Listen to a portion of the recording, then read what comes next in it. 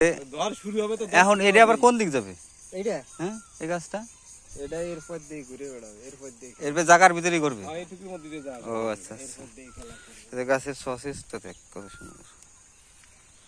কি ভিডিও করতেছো নাকি, আপলোড দেওয়া নাকি? হ্যাঁ তাই জন্য তো তোমার সাথে কিছু নিতে হবে দাদা। হ্যাঁ, না আমার লাগবে না।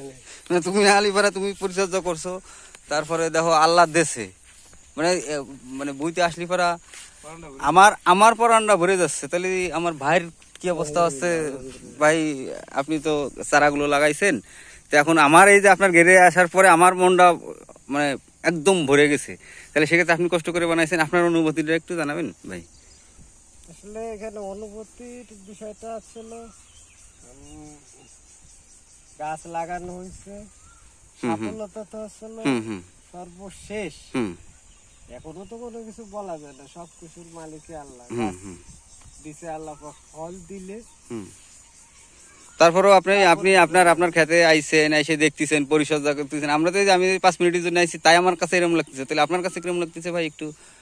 আল্লাহর ভালোই লাগতেছে, যে আশা করতেছি এর থেকে আমি ভালো ভালো ফলাফল পাবো ইনশাল্লাহ ইনশাল্লাহ।